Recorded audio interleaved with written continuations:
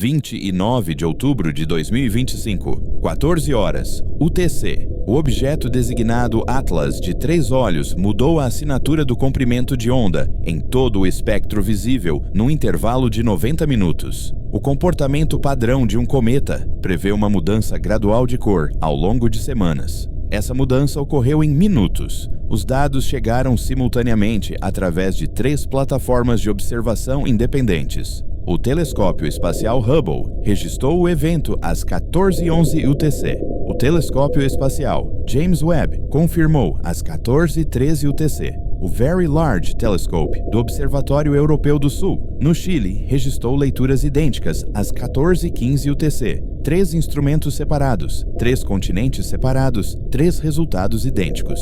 O atraso na transmissão por si só deveria ter impedido a sincronização. No entanto, os dados corresponderam com uma variação de 0,03%. Nenhuma declaração oficial abordou a simultaneidade, porque 3 dos telescópios mais potentes da Terra e em órbita detectariam o mesmo fenômeno dentro do mesmo intervalo de 4 minutos se a ocorrência fosse gradual ou localizada. A leitura da temperatura da superfície do objeto antes do evento permaneceu constante em aproximadamente 280 Kelvin, equivalente a 4 degrees Celsius. Isso correspondia às previsões para um cometa a 1,4 unidades astronômicas do Sol. A análise espectral mostrou uma assinatura de gelo de água com 92% de composição, consistente com os modelos de origem da nuvem de Oort. Perfil padrão. Nada indicava desvio do comportamento esperado. Então, a cor mudou. A luz azul dominou o espectro refletido, não ligeiramente azul, significativamente azul. A mudança na temperatura da cor implicava condições de superfície superiores a 5.800 Kelvin.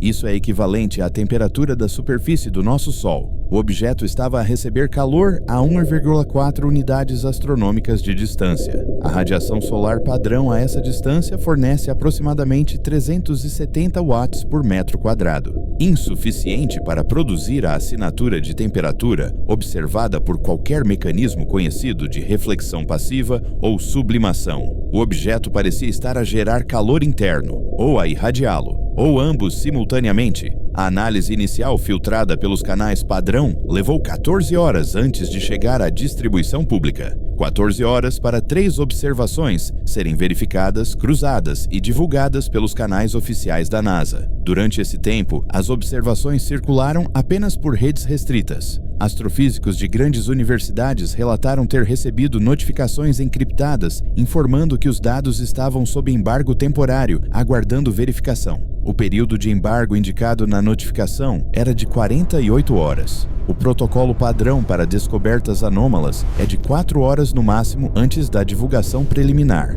Por que a espera prolongada? Às 22h UTC do dia 29 de outubro, a cor havia mudado ainda mais. As leituras originais mostravam um pico de comprimento de onda de aproximadamente 470 nanômetros. Essa é a fronteira entre o azul e o violeta. Novas leituras do satélite SOHO, da Agência Espacial Europeia, mostraram um pico de comprimento de onda de 410 nanômetros. Espectro violeta puro. A implicação da temperatura subiu para aproximadamente 7.000 Kelvin. Isso excede a temperatura da superfície do nosso Sol em 1.200 Kelvin. O objeto não estava mais simplesmente refletindo a luz solar. A reflexão não produz uma mudança de cor dessa magnitude. Algum mecanismo estava alterando a composição do material ejetado da superfície ou o estado de energia interna do próprio objeto. O mecanismo responsável permaneceu não identificado. A ESA divulgou uma declaração preliminar às 23h30 UTC, afirmando apenas que características espectrais incomuns foram observadas e estão sob análise. A declaração não incluiu valores numéricos, nenhuma temperatura, nenhum dado de comprimento de onda, nenhum cronograma para mais informações. Isso está em contradição direta com o protocolo da ESA, que exige parâmetros específicos em avisos preliminares para permitir uma avaliação rápida pelas redes de revisão por pares. Por que os números foram ocultados? Em 30 de outubro, à meia-noite UTC, o fenômeno havia se acelerado. O objeto começou a ejetar material a taxas sem precedentes. A espectroscopia terrestre do Observatório Mount Hopkins No Arizona, detectou linhas de emissão consistentes com carbono ionizado. A ionização do carbono ocorre a temperaturas extremamente altas, superiores a 10.000 Kelvin. A taxa de ejeção foi calculada em aproximadamente 2 milhões de toneladas por hora. Para comparação, o cometa mais ativo já observado em nosso sistema solar, Hale-Bopp, em 1997, nunca excedeu 1 milhão de toneladas por hora durante o pico de atividade. O objeto estava a liberar gases a uma taxa 2 vezes maior do que a máxima já registrada, e essa taxa estava a acelerar, em vez de diminuir, à medida que o objeto se afastava do Sol. A física contradizia a si mesma. Os cometas ficam mais brilhantes à medida que se aproximam do Sol e desaparecem à medida que se afastam. Este objeto estava a se aproximar do periélio em 29 de outubro, o que significa que já estava a iniciar sua curva de recessão. No entanto, o brilho estava a aumentar, a taxa de liberação de gases estava a aumentar, a mudança de cor continuava em direção a comprimentos de onda de maior energia. O modelo padrão previa um declínio. As observações registravam uma aceleração. A equipe do Monte Hopkins apresentou as suas conclusões preliminares ao Astrophysical Journal, a 0600 UTC, do dia 30 de outubro, procedimento padrão de apresentação para observações urgentes. A revista confirmou a recessão, mas sinalizou a apresentação como necessitando de um período de revisão prolongado devido a alegações extraordinárias. A revisão prolongada para uma medição espectroscópica simples significa uma autorização de segurança adicional. Alguém tinha contactado a revista antes da publicação. Alguém com autoridade para atrasar a revisão por pares. A equipe do Monte Hopkins nunca recebeu notificação oficial de quem fez o contato ou por que razão foi considerada necessária segurança adicional. A 31 de outubro, 20 horas após a mudança de cor inicial, o Gabinete Central de Telegramas Astronômicos da União Astronômica Internacional tinha divulgado apenas uma breve circular, CBAT 25168. A circular afirmava simplesmente que o Atlas de 3 olhos exibia um comportamento fotométrico anômalo. As observações continuavam, sem parâmetros, sem cronograma, sem aviso à comunidade astronômica para priorizar as observações. Uma descoberta rotineira de cometa recebe uma notificação mais detalhada do que esta, porque o boletim foi intencionalmente vago. Observatórios independentes começaram a relatar seus próprios dados por canais alternativos. Os dados convergiram para uma única conclusão impossível. A luminosidade do objeto havia aumentado 5.000 vezes em 72 horas. Modelos padrão previam um aumento de luminosidade de aproximadamente 400% no máximo durante a fase de aproximação comparável. A observação foi 12 vezes maior do que o valor máximo previsto. A discrepância não podia ser atribuída a erro de medição. Os dados vieram de 13 fontes independentes operando em 3 continentes. 13 observadores usando instrumentos diferentes não poderiam produzir simultaneamente erros idênticos na mesma direção. Não se tratava de um artefato instrumental. Era real. A questão tornou-se inevitável. Que mecanismo poderia produzir tal saída de energia a partir de um objeto no espaço profundo, sem fonte aparente de combustível e sem sinal visível de propulsão? O padrão de fluxo de informações desencadeou uma análise secundária. O Gabinete de Coordenação de Defesa Planetária da NASA foi ativado às 0h200 UTC do dia 1 de novembro. A ativação padrão ocorre apenas para objetos próximos da Terra em trajetórias de colisão com menos de 6 meses de tempo de aviso. O Atlas de 3 olhos não alcançaria a aproximação máxima da Terra até 19 de dezembro, daqui a 5 semanas. O tempo de ativação do protocolo padrão seria 1 de dezembro no mínimo. A ativação foi 31 dias mais cedo. Nenhuma declaração oficial explicou a ativação antecipada. O gabinete divulgou uma única declaração. O Atlas de 3 olhos continua na trajetória prevista em direção ao periélio. O dia 29 de outubro já ocorreu. O objeto está agora em fase de recessão. As anomalias espectrais detectadas estão em análise. Não há alterações na avaliação da ameaça neste momento. Monitorização contínua pela Força-Tarefa de Coordenação Internacional. A declaração confirmou que a mudança de cor tinha sido observada oficialmente. Confirmou as anomalias espectrais. Confirmou que a Força-Tarefa estava a monitorizar. Não disse nada sobre a fonte de energia. Não disse nada sobre as implicações da temperatura. Não disse nada sobre o aumento impossível de brilho. A declaração era tecnicamente precisa, mas não comunicava efetivamente nada. Este é o método padrão para controlo de informação quando a supressão total se torna impossível. Confirmar o mínimo, não explicar nada, manter a ambiguidade. O público lê a declaração e oscila entre "eles confirmaram, então deve ser sério" e "eles disseram que é rotina, então não deve ser sério". A ambiguidade em si torna-se a mensagem. A declaração também continha um prazo preciso. O dia 29 de outubro já passou. A ênfase foi colocada no tempo passado.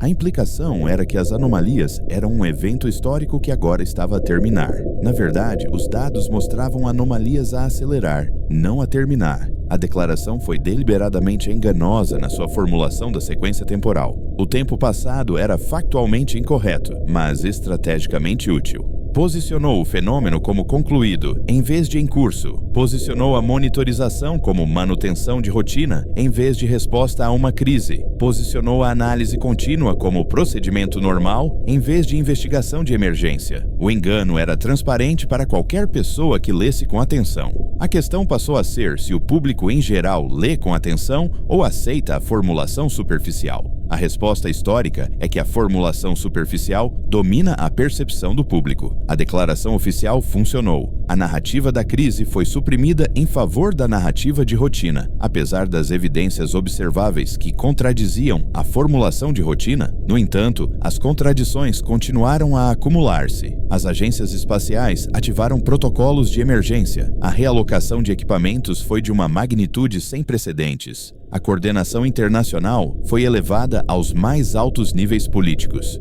Foram agendadas reuniões informativas no Congresso. A equipe de segurança nacional do presidente foi notificada. Toda esta atividade contradiz profundamente a narrativa de rotina. A diferença entre a posição declarada e o comportamento real aumenta a cada dia. Eventualmente, diferenças dessa magnitude tornam-se impossíveis de colmatar apenas através da gestão da informação. Em 2 de novembro, a cor mudou para o espectro ultravioleta. A radiação ultravioleta não pode ser vista pelo olho humano. Os telescópios ópticos terrestres não podem observar o ultravioleta diretamente. Apenas sensores ultravioleta espaciais detectam essa faixa de comprimento de onda. Os dados vieram exclusivamente de satélites com capacidade UV.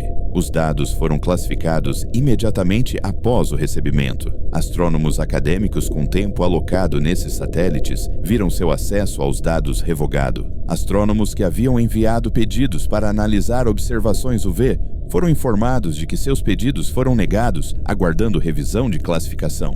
A revisão de classificação para dados científicos normalmente leva de 3 a 6 meses. O prazo da revisão nunca foi estabelecido. A questão tornou-se urgente se a característica mais fundamental do objeto, a sua cor e assinatura térmica, agora só era observável através de canais classificados. Qual era o estado real do conhecimento público sobre esse objeto? Estávamos a observá-lo juntos. 3 equipas separadas em 3 continentes confirmaram a mudança de cor em tempo real. Os dados existiam em vários locais simultaneamente. No entanto, os dados foram classificados no momento em que a verificação independente se tornou mais crítica. Foi aí que 2 investigações paralelas se tornaram evidentes. Uma investigação rastreava o próprio objeto. A outra investigava a infraestrutura de informação em torno do objeto. A segunda investigação se revelaria mais significativa do que a primeira. A trajetória da temperatura exigia uma análise imediata. O objeto havia passado de 280 Kelvin para uma temperatura implícita superior a 10.000 Kelvin em aproximadamente 72 horas. Nenhum mecanismo conhecido poderia produzir essa magnitude de aquecimento apenas através da radiação solar passiva. O objeto exigiria geração de energia interna. A energia necessária foi calculada em aproximadamente 30 terawatts sustentados. 30 terawatts equivalem à produção de 15.000 reatores nucleares comerciais operando em capacidade total continuamente. Um cometa é uma bola de gelo e rocha. Não contém nenhum mecanismo conhecido para gerar tal energia. No entanto, os dados indicavam claramente que tal energia estava a ser liberada. Existia uma explicação alternativa. Talvez o objeto não fosse um cometa. Talvez o objeto tivesse sido identificado incorretamente desde a sua descoberta inicial. Talvez o objeto fosse uma tecnologia de origem desconhecida. Essa possibilidade entrou em discussão científica formal pela primeira vez em 3 de novembro, numa reunião fechada da Sociedade Astronômica Americana. A reunião foi restrita a membros com autorização de segurança de nível 3. A discussão foi documentada apenas em atas confidenciais. A decisão surgiu através de canais oficiais no dia seguinte. Todas as análises astronômicas adicionais do Atlas de 3 olhos seriam conduzidas exclusivamente pela força-tarefa restrita. Nenhuma pesquisa independente seria permitida. Nenhum artigo acadêmico seria submetido a revistas. Nenhuma apresentação seria feita em conferências. A restrição foi justificada com o argumento de evitar alarme público prematuro, enquanto se aguardava a verificação das descobertas. Esta é uma linguagem burocrática para supressão de informação. Quando a razão declarada contradiz a ação, suprimimos dados para evitar alarme sobre os dados. A verdadeira motivação está noutro lugar. A verdadeira motivação parecia ser a proteção do cronograma. Se as características do objeto continuassem a acelerar na trajetória atual,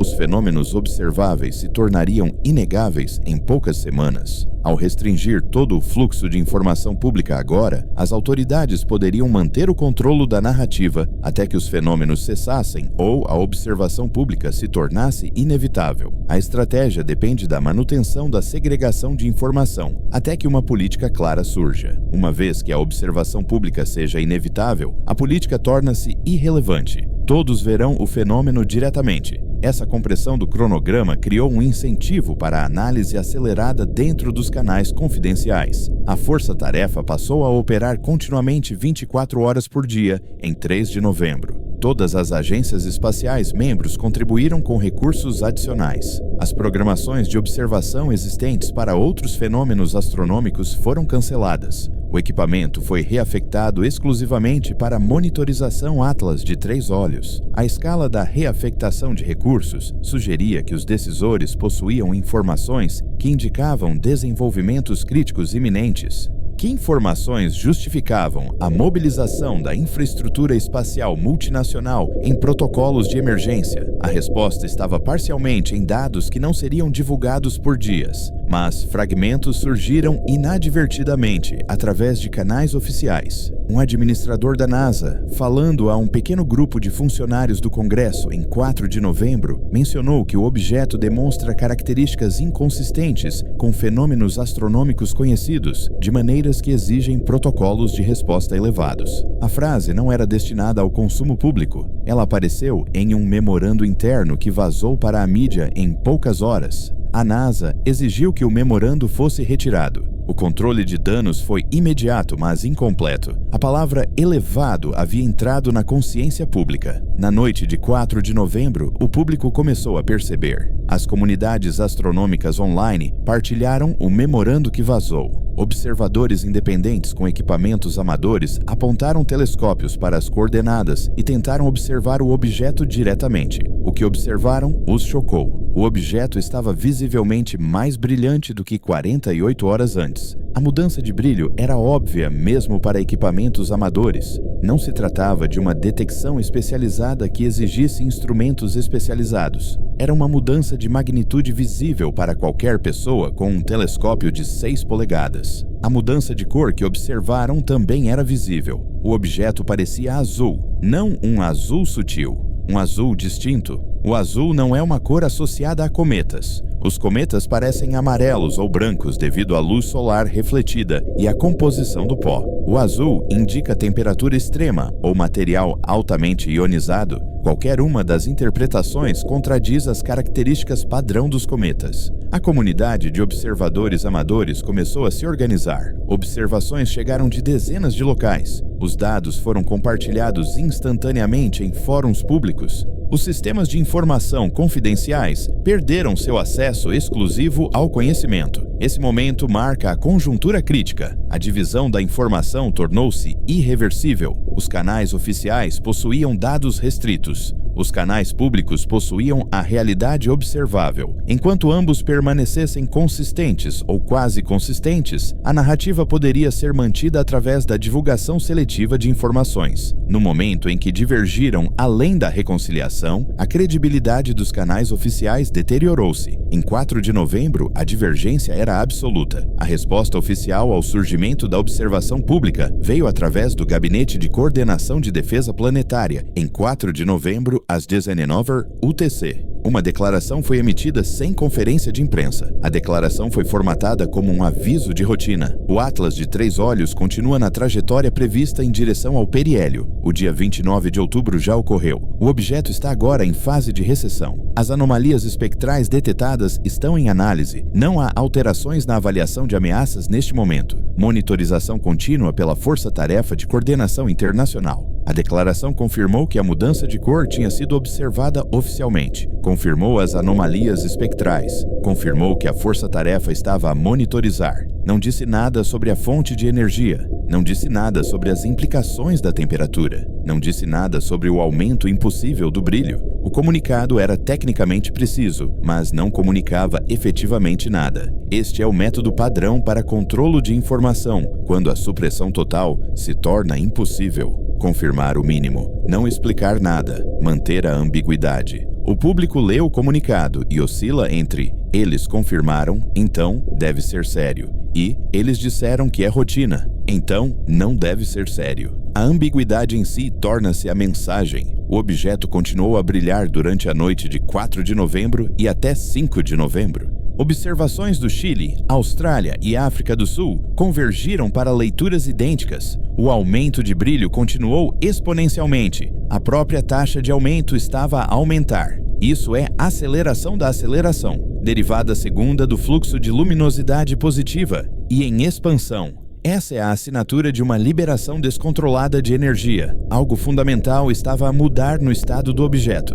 Se essa mudança era instabilidade interna ou um processo externo impulsionado pela tecnologia, permaneceu indeterminado. A análise do balanço energético começou em paralelo com o monitoramento do brilho. Se o objeto estivesse a irradiar calor através do espectro visível nas taxas observadas, a produção total de energia seria calculada em aproximadamente 50 terawatts, até o dia 5 de novembro ao meio-dia UTC, 50 terawatts. Isso é equivalente à capacidade total de geração elétrica de todos os Estados Unidos multiplicada por 40. É mais energia do que toda a civilização humana gera através de todas as fontes combinadas. Um pedaço de rocha e gelo no espaço interestelar estava a gerar uma potência superior à civilização industrial de um planeta inteiro. A física desta situação excedia o entendimento astronômico padrão. O processo de revisão por pares para esses dados já havia sido comprometido. As revistas científicas bloquearam a publicação. As conferências cancelaram as sessões. A força-tarefa assumiu o controle do fluxo de informações. Em poucas horas, análises não oficiais apareceram em blogs de pesquisa e fóruns de física. As redes astronômicas amadoras começaram suas próprias análises espectroscópicas. Os dados eram inferiores aos dados profissionais, mas suficientes para conclusões de primeira ordem. Todas as análises independentes chegaram à mesma conclusão. O objeto não se comportava de acordo com a física padrão. O objeto não se comportava de acordo com a física exótica dos cometas. O objeto não se comportava de acordo com nenhum mecanismo natural conhecido. Em 5 de novembro, às 18h UTC, 3 nações diferentes convocaram sessões de emergência de seus conselhos de segurança. O Conselho de Segurança Nacional dos Estados Unidos se reuniu na Casa Branca. O Conselho de Segurança da Federação Russa reuniu-se em Moscovo. A Comissão Militar Central da China reuniu-se em Pequim. As reuniões foram classificadas. Nenhum anúncio oficial foi feito. O fato de 3 estruturas militares e de segurança separadas terem atingido o limiar de ativação simultaneamente indicava que todas tinham recebido informações idênticas ou chegado a conclusões idênticas de forma independente. Nenhuma das possibilidades era reconfortante. A velocidade da resposta internacional excedeu o protocolo normal em 10 vezes. A coordenação normal da segurança nacional para fenômenos espaciais envolve dias de mensagens diplomáticas. Esta resposta ocorreu em poucas horas. O cronograma acelerado sugeria conhecimento prévio da possibilidade ou extrema confiança na avaliação da ameaça. A questão da ameaça em si permaneceu indefinida. Ameaça de quê? Contato? Colisão? Liberação de energia? As comunicações confidenciais não especificaram. A Força-Tarefa emitiu uma segunda declaração às 20 horas UTC do dia 5 de novembro. A declaração foi mais curta que a primeira. O Atlas de 3 olhos exibe aceleração consistente com a liberação de gases de material cometário. A análise continua. Não foi fornecido nenhum cronograma. Nenhum parâmetro foi oferecido. A declaração recuou da posição anterior de que o objeto estava em fase de recessão. Objetos em fase de recessão não aceleram. A nova declaração reconheceu implicitamente a aceleração, mas atribuiu-a à liberação de gases. Liberação de gases de quê? Vapor de água? Dióxido de carbono? Compostos de cianeto? A declaração não forneceu detalhes. A falta de detalhes sugeriu que a análise ainda estava incompleta, ou que resultados incompletos estavam sendo ocultados. Em 6 de novembro, a situação havia se solidificado em um impasse. Os canais oficiais mantiveram a restrição de informações. Os canais públicos mobilizaram uma rede global de observação. Milhares de observadores independentes estavam a rastrear o objeto. A qualidade dos dados de fontes profissionais era superior, mas o volume de fontes amadoras criava redundância. Se os dados profissionais fossem suprimidos, os dados amadores ainda permitiriam a reconstrução. A estratégia de supressão de informações tornou-se matematicamente impossível. O fenômeno era muito brilhante, muito acessível, muito amplamente observável. Esconder através da compartimentação não funcionava mais. A estratégia mudou. Em vez de esconder o fenômeno, os canais oficiais começaram a gerir a narrativa sobre o fenômeno. A transição marcou um ponto de inflexão psicológico crítico. Aceitação do fenômeno como real e inegável. Mudança para controlar a interpretação do fenômeno, em vez de controlar as informações sobre o fenômeno. Este é o momento em que a estratégia de gestão de crises mudou da supressão para o enquadramento. O que significa o fenômeno? Como o público deve interpretá-lo? Quem controla essa interpretação? Essas questões tornam-se centrais à medida que o controle da informação se torna impossível.